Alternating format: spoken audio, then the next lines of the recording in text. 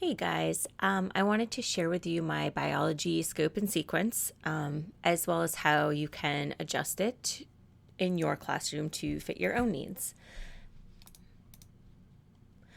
Um, Now, some of you might have a department guide for your scope and sequence, but you can still get some ideas from here. Also, if your state has adopted NGSS, you're focusing on fewer topics with in more depth, and I have a scope and sequence for you as well. Um, so, again, it kind of depends on your standards, possibly your department, and your own preferences. Um, but I'll show you how I developed mine. So before we get into that, regardless of what your target standards are, the kids can always use a refresh. Even though I taught high school, I still took like 4 or 5 days in the first week of school to go over some important topics throughout all sciences. If you can't even afford that amount of time, just try your best to address these topics. So, for example, scientific method, lab safety, and graphing as you move through your standards or performance expectations. And in a little bit, I'll talk about why you should always be able to afford a few days here and there and how you can give yourself the ability to do so. Okay. So the sequence that I teach and why, of course, it's all about scaffolding. So what topics need to come before others, which topics require prior knowledge, basically what should students already know in order to best understand what you're trying to teach them. For example, you can't truly understand evolution unless you already understand genetics. So with that logic, this is the sequence I've come up with, and I'm willing to bet many of you share a similar sequence. If you don't teach all the topics, you can easily omit them and just teach the ones that you need to cover. So everything from biochemistry to classification. I took that a step further and color-coded the sequence into 4 pieces of the pie based on how closely related the topics are. So for this first piece of pie, we've got biochemistry, cells, and cell transport. They're all closely related. You might need to know what a carbohydrate, lipid, protein are before you get into cell function and how those move throughout the cell and contribute to cell function. So it just makes sense. Moving on to the next slice of the pie, cell division, DNA, genetics, and protein synthesis. Protein synthesis could actually go before or after genetics. I've taught it both ways. I will say that if you save it for after genetics, the kids are able to understand and appreciate transcription and translation a little more. So I tend to save it for after genetics. For this next piece of the pie, real quick, cell respiration, photosynthesis, and ecology. They're all related due to energy and matter flow and cycles, but ecology I found is not as tightly bound, and really you can put that anywhere. Having taught up in Massachusetts, sometimes I like to save ecology for the very beginning or end of school year when I knew the weather would cooperate, and with nice weather, we could go outside and do some outdoor ecology lessons. So if you had to move one, ecology, I think would be a good choice.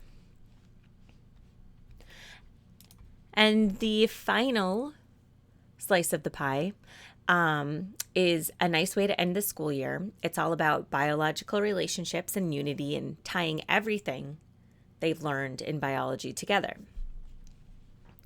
Okay, so the biggest reason for having a scope and sequence, scope, don't scramble. By this, I mean there are 180 school days and you need time to review for the final and other things that come up. You don't want to check the calendar and see that you have 10 school days left in the year and you haven't even covered evolution or whatever yet, and you have a final exam to prepare for. Having a scope with your sequence can give you a general guideline to prevent the scrambling. So that's what that means. Don't get too carried away and end up scrambling at the end of the year.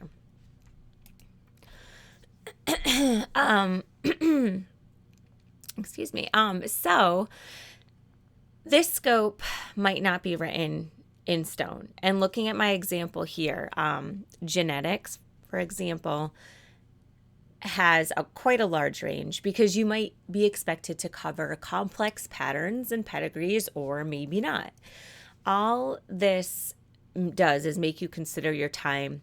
So if you're on day 22 of genetics and you haven't even began reviewing for the test yet, you know you need to wrap it up and cut your review time a little shorter, maybe just one day instead of two, so you can move on to the next topic.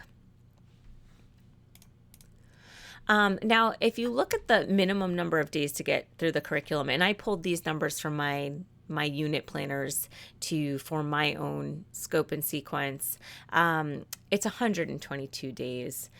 No one does that. Sometimes you go under, sometimes you go over. Again, the range of days is just to help keep yourself accountable. The maximum number in my scope and sequence is 164. You might be asking yourself why it's not 180. Well, you don't want to plan 180 days. You need that buffer so that you have time for state testing, reviewing for the midterm, field trips, all that good stuff. And you want a bank of extra days that you can cash out on if you need to, or maybe an experiment goes over by 2 days. And if you go over it, so what? You still have that cushion, that time to do what you need to do. With NGSS, I also have a download available for the NGSS performance expectations. It's much more specific than this, so you can check it out in the download. It kind of breaks this down for you. And with NGSS, high school life science, with some of the performance expectations, in my opinion, they are lacking. For example, cell organelles. I really do think it's a good idea to take a week to review cell organelles and types of cells. And you can do this while using the same pedagogy that NGSS embraces. So case studies, models, all that good stuff, though these are required in middle school, so that's covered anyways. But for high school, I think it's a good idea to review that. And again, you can get that in the download. Okay, so there are a few downloads available in the blog post. Again, the scope and sequence is not written in stone. It's to help pace you through the biology curriculum so that you have a nice healthy buffer and you're not scrambling. And you can find one for both middle school and high school, as well as NGSS life science standards for middle school and high school. Thank you and good luck.